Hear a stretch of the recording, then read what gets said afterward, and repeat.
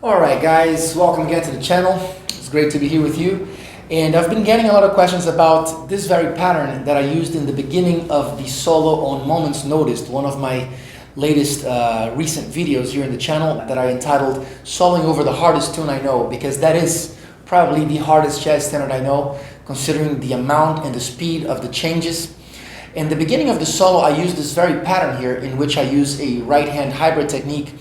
And I was pretty impressed with how many questions I got about how, what kind of phrase that was, what kind of a pattern that was. So I decided to make a video just to explain that pattern and actually to explode the amount of ways that you can use that. So first I'm going to explain the pattern, and then we're going to break it up and change it to use it in a much larger amount of ways. So here's the pattern. In this opening here I just used on the A major pentatonic scale, but in the video I used it on the E flat major pentatonic scale, which is the key of that tune. So the pattern goes like this. First thing you need to do is have yourself a 2-note per string pattern. So that's why either a minor or major pentatonic works very well on that. But later we're going to see it being used over a dominant chord or a variety of other patterns, as long as you have 2 notes per string. So here in this situation I used it on an A major pentatonic. So here is the pattern. First, the notes, the placement of the notes. I have tonic, second, third, fifth, sixth, and sixth. And then tonic again, second, third, fifth, sixth, and tonic. So the pattern is going to do this. You're going to start with this movement right here. Okay, so it is a thumb note, and then you do pull off and a hammer on. After that, you're going to use finger 1 to play the next note on the next string. And then I'm going to use the thumb again to play the previous note from the previous string. And then as I play this note, I'm going to sweep the thumb down like this. And that's pretty much it. And now the secret to continue the pattern is, instead of playing a downstroke again, here's where the hybrid technique comes. I'm going to do a thumb upstroke, and that's what makes it so fluent, is that it's very economical as far as the right hand movement, very efficient. So here it is. I do an upstroke, which for many people it is an unusual movement, but you'll be surprised, you'll be impressed with how many doors that opens in your possibilities of execution. So here's the pattern. So I just continue doing the same thing, but now the first movement, instead of beginning with a downstroke on the thumb, is going to always be an upstroke, and you simply keep repeating that. So you got this.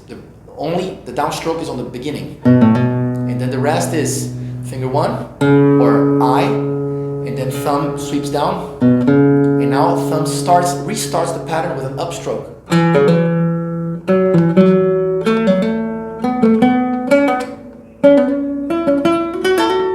So that's it. Again.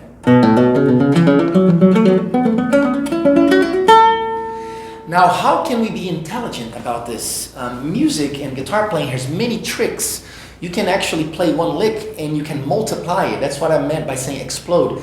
You can multiply it in many different ways in a musical fashion by simply first understanding the subdivisions in it and understanding the harmony behind it.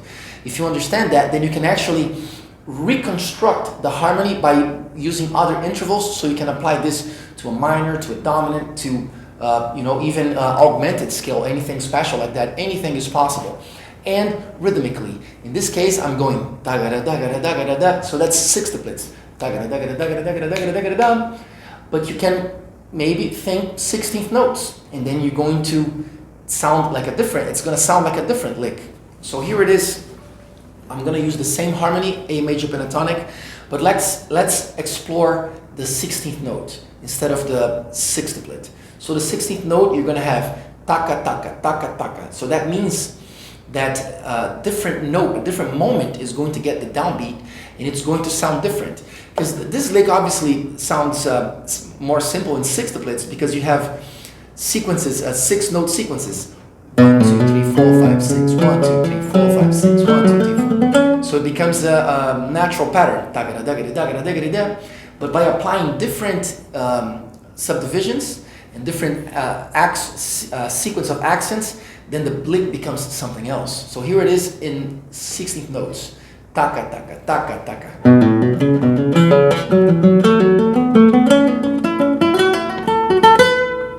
Okay, again.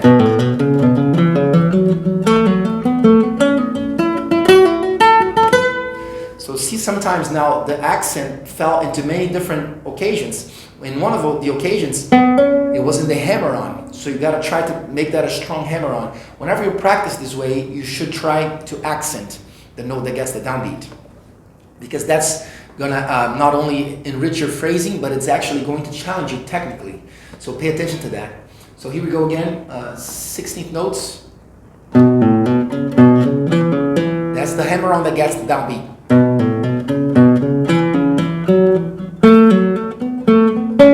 There. All right. Now let's explore that lick in a different harmony. For example, let's get ourselves a dominant chord. So then you would have to use what I call the minor, not I call, but what I learned as being the minor major 6 pentatonic. If I want to do this over a dominant, then I would use the E minor major 6 pentatonic, and that's going to give me these very tones right here. 1, 2, 3, 5, minor 7, and 1. And then it becomes for a dominant chord. So here it is.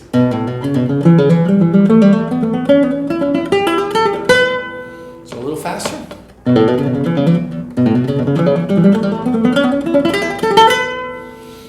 Let's use it over a major 7th chord. How about that? Then you would have to do an arpeggio here. 7, 1, 3, 5, 7, 1, 3, 5, 7, 1, 3, 5. So here it would be.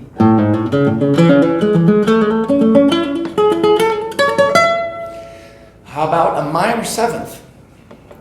So we would have to do an arpeggio again. 7, 1, 3, 5, 7, 1, 3, 5. So it would become.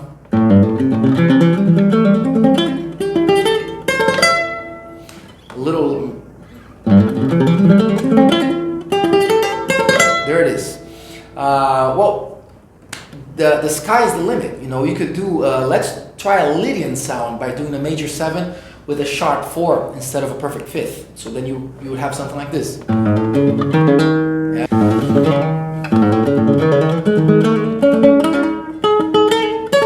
There may be a solution to do a leap here. So that's the idea for today, guys. I hope this adds something to your vocabulary. Make sure to always respect the subdivisions so you don't sound lost in space like you're just trying to play fast. Playing fast is okay as long as you do it musically, and the first step to do it musically is respecting the subdivision. So I hope you enjoyed that, and I'll see you next time.